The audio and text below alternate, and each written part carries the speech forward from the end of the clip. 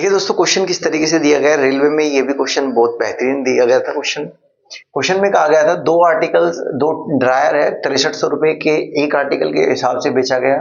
पहले पर उसको 5% का प्रॉफिट होता है, दूसरे पर 30% की हानि होती है। क्वेश्चन में पूछा गया है कि ओवरऑल इस लेन देन में कितना प्रॉफिट कितना लॉस हुआ। तो याद रखिए कि ओवरऑल एसपी बराबर होगा 2 into SP1 into SP2 upon SP1 plus SP2। अगर आप इस फॉर्मूले को यूज करेंगे तो आपके ऐसे क्वेश्चंस कभी भी गलत नहीं होंगे। देखो कैसे, जब 5% का लाभ हुआ तो पहला एसपी कितना हो जाएगा, 105 हो जाएगा, ठीक है।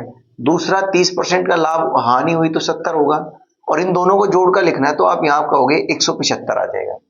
5 से मैंने इसको काट दिया तो 35 आ जाएगा, और 5 15, 5 5 25, 5 से काट देंगे तो 21 आ जाएगा। जब इससे काटेंगे तो 2 21 चौक 84, तो ओवरऑल एसपी आ जाएगा 84%।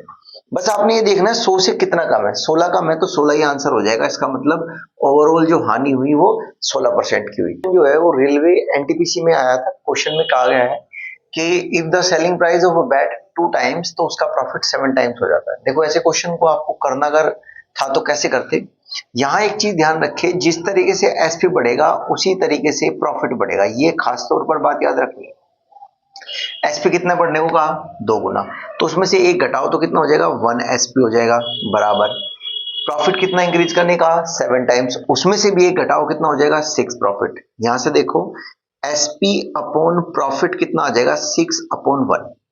यदि प्रॉफिट एसपी 6 है और एक प्रॉफिट है, एक बात देखो, तो क्या मैं कह सकता हूं एक का प्रॉफिट है तो उस आर्टिकल का सीपी कितना होगा, 5, और इंटू 100। जब आप इससे करेंगे तो आपको क्या मिलेगा, प्रॉफिट परसेंटेज 20%। तो इनिशियल प्रॉफिट कितना था, 20। दोस्तों ये भी क्वेश्चन रेलवे सीबीटी 2 में क्वेश्चन आया है एनटीपीसी में, और इस क्वेश्चन को भी अगर आप करेंगे तो कैसे इस क्वेश्चन को करते एक बार जल्दी से देखते हैं। कहा कि ये स्टेशन एम है और ये स्टेशन एन है।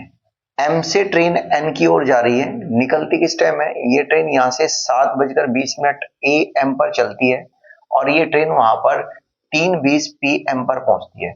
उसी समय कुछ ये दूसरी ट्रेन है जो एन से एम पर जाती है, चलती है ये 9:20 ए एम पर, और पहुंचती है ये 4:20 PM पर। जब इस तरीके से क्वेश्चन में पूछा जाए कि किस टाइम मिलेंगे तो क्वेश्चन में ध्यान रहे, पहले देखो यहां से चलने पर यहाँ कितने, 7 और 5 12 और 3 यानी कि 8 घंटे से लगते हैं।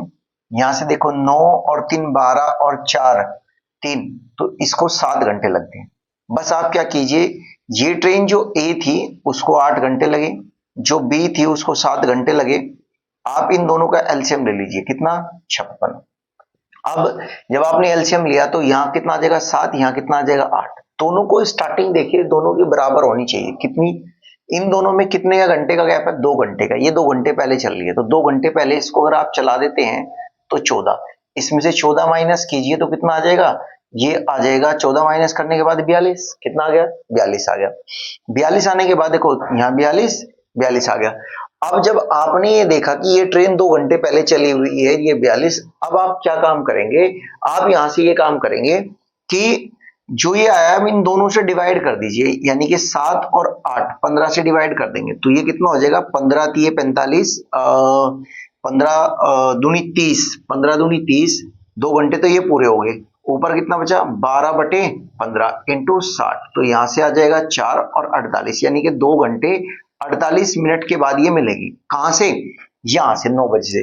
2 घंटे के बाद कितना हो जाएगा, 11 बज जाएंगे, और 20 ये और ये, तो ये यहां से 2 घंटे मिले, 11 हो गए। अब देखो, अब आप 20 और 48 को ऐड करोगे तो ये 1 घंटा 8 मिनट और बैठते हैं, तो इसका मतलब 1 घंटा 8 मिनट और चलेंगे तो 12:08 PM पर पहुंचेंगे। तो ऑप्शन नंबर कौन सा सही होगा, ऑप्शन नंबर सही होगा 4। ये जो क्वेश्चन है ये रेलवे एनटीपीसी के सीबीटी 2 2025 में क्वेश्चन आया हुआ है। देखिए कितना आसान सा क्वेश्चन है जो आज हम इसको करेंगे। क्वेश्चन में कहा गया है कि एक व्यापारी एक कमीज को 850 रुपए में बेचने पर 5% का लाभ कमाता है।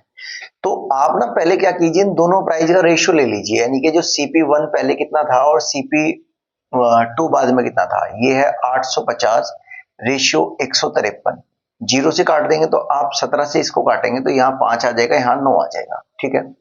अब इसने कहा कि 5% का लॉस होता है, तो यानी कि लॉस में 100 में से करेंगे तो 95% आएगा।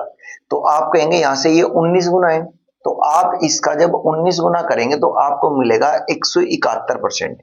तो ये 100 से कितना ज्यादा है, 71। तो ऑप्शन हो जाएगा हमारा कितना, ऑप्शन नंबर 4 हमारा बिल्कुल सही होगा।